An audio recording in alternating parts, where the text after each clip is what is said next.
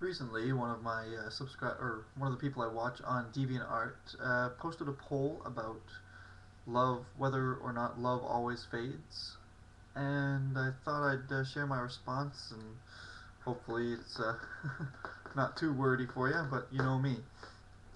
Anyway, love is too wide a definition to put this to a yes or no. Love generally stems from the positive feelings the brain produces when it shows you're in the presence of people who mean you no harm, or even mean you to do well and would help you in doing so. Parents and siblings and friends. This can be changed by the actions of these people or time or distance. You can fade. I guess the love can fade from those types of people depending on what they do or where they are. Then there's the love between people who want to fuck. Though it's not as magical as Hollywood makes it, it is more than just wanting to fuck. One must be able to be best friends with the person they choose to love, have more things in common among the small things of life as well as the big things, more than the more common in common than what they have different in both categories. And then you have to want to fuck them. Everyone has their specific automatic and learned visual preferences in connection with the instinct to fuck. We don't ever know why we're attracted to things like globs of fat with bottle caps at the end, or the places where we pee from.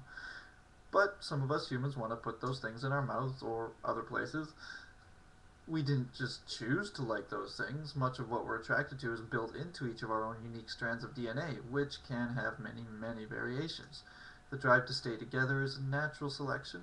Those who choose to stay together raised stronger children back in the wild animal times.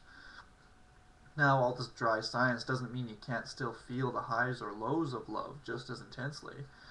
Just that knowing much of this is automatic, built into us, such as jealousy or obsession, allows us to be educated enough to be able to deal with the lows a lot better and allow ourselves to experience the highs more intensely. We just have to find that best friend. Sometimes the best friend has too many things that give you negative feelings, or vice versa. It's neither of your faults. You both are probably still amazing people, just different enough to cause negativity in one or both of you that prevents you from coexisting together positively. The love itself didn't fade so much as shift. It may no longer be that instinctual, heartfelt love, the type that your brain sends out those hormones to make you feel, but it's more the type of love of the appreciation of a person for being who they are as a person, that you still want to include in your life. Understanding this is what has helped me stay basically best friends almost with my biggest exes. One must allow oneself to feel sad, to allow oneself to dwell and experience the loss, to cry if someone needs to cry, if your body needs to cry. Just keep thinking about the good times. Understand that each person has to find their own happiness, and it would be cruel to force someone to live in negativity if a change can fix that for them. So we must feel sad so that we can get it over with and begin to think positively.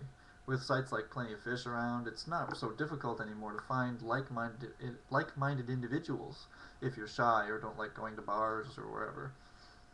So a type of love may fade, but it usually is replaced by a different kind.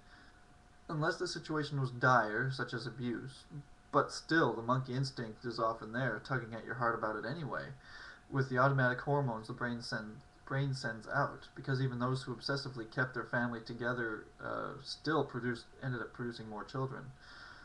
So that kind of behavior trait passed on. So allow yourself to feel those hormonal effects, but override them with current knowledge of what these feelings were originally meant for. And cut off the bad actions you may want to take by realizing, I'm just being a stupid monkey right now, and just try to think positively about the future. It's hard because it's built into us, but so is our higher brain.